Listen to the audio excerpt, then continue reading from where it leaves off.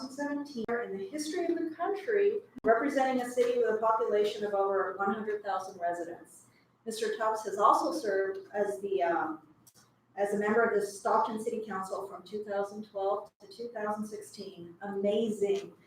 We look forward to working with you to advance the mission of the Victims' Compensation Board. So why don't we stand now? I will swear in Mayor Tubbs as the newest board member. You can raise your right hand. Repeat after me, please.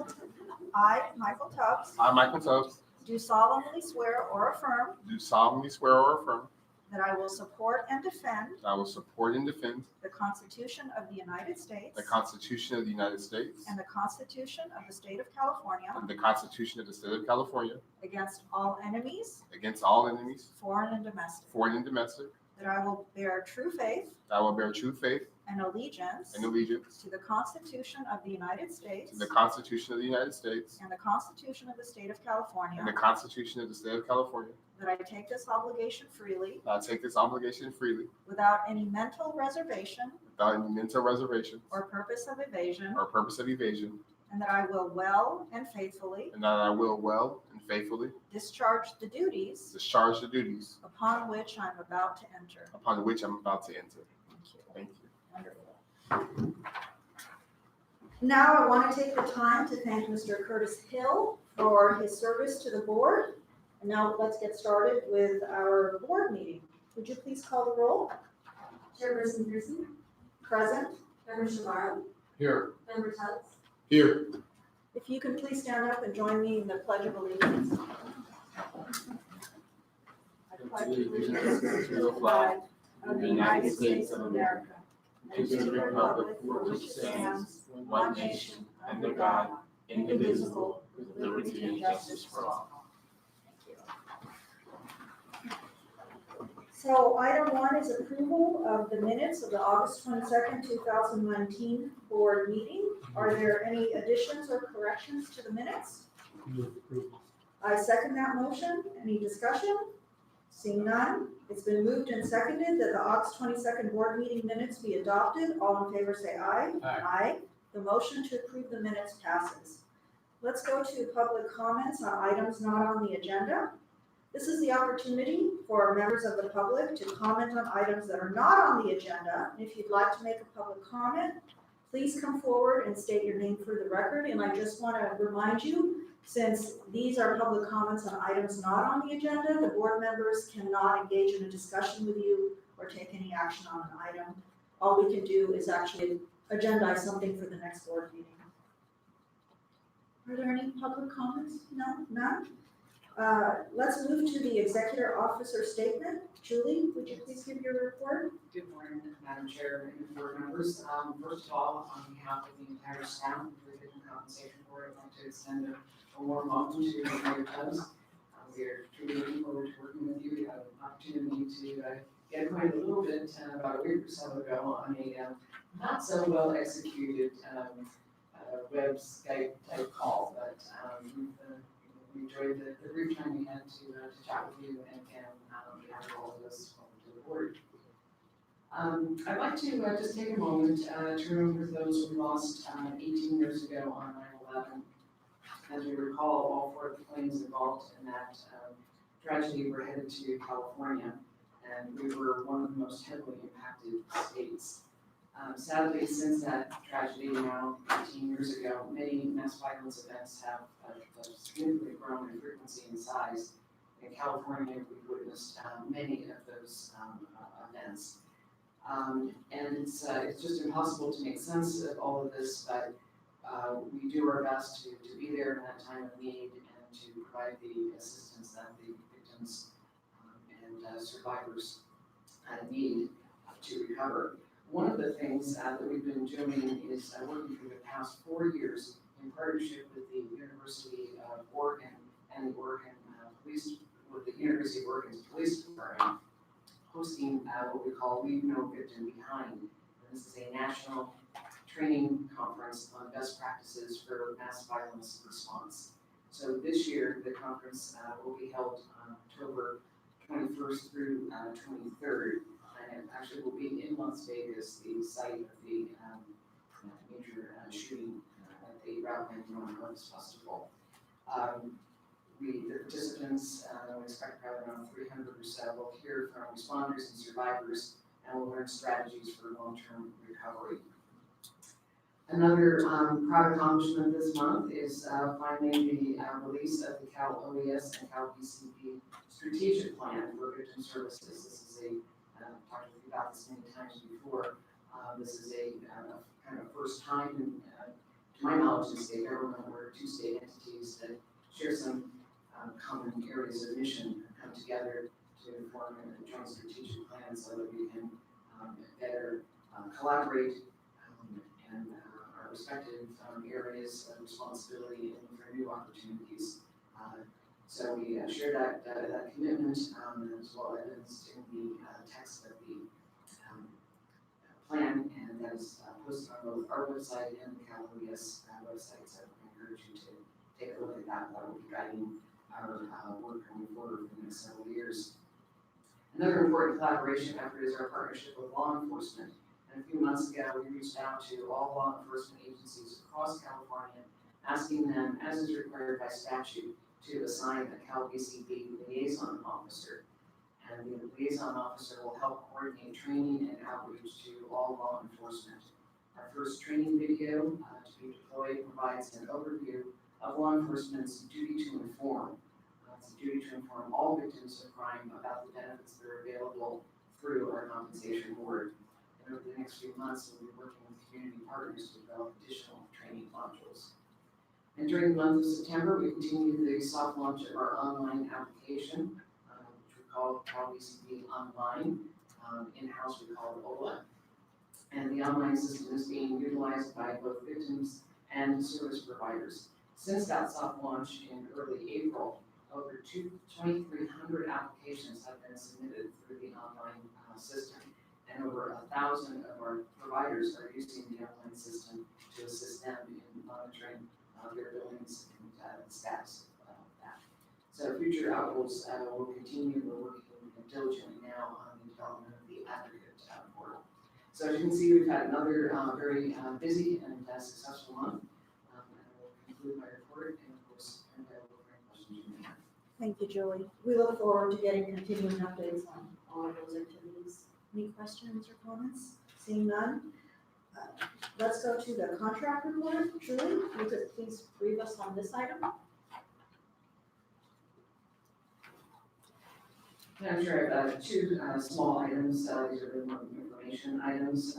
We have our annual contract with the Government Operations Agency to support administrative services in the amount of $52,000 to cover fiscal 1920, and a contract interagency agreement actually with the University Enterprises for our student assistance services in the amount of $120,000, which will extend from July of 2019 through June 30th of 2021. So no action is necessary. Thank you. Any questions or comments? No. Seeing none, let's go to the legislative update. Lorinda, if you could please update us on legislative items? Good morning, thank you. We have only 3 updates for the legislative report since the binder went to print. The first one is on page 1. It's AB 415, the relocation and pet sheltering bill. That has now become an enrolled bill. And the last 2 updates are on page 3. The first one being SB 269, the bill regarding erroneous convictions that would change the process by which Cal PCB considers claims. That has also now become an enrolled bill. And then finally, also on page 3, SB 375, which addresses the application filing period. It would authorize a victim or derivative victim to file a Cal PCB application within 7 years of the date of the crime, 7 years after the victim attains the age of 21, or 7 years of the time the victim knew or should have known about the crime. That has also now become an enrolled bill. Thank you very much. Any questions or comments about the legislative update? None? The board will now convene into closed session pursuant to Government Code Section 11126 Subdivision C3 to discuss numbers 1 through 56 of the Victims' Compensation Program.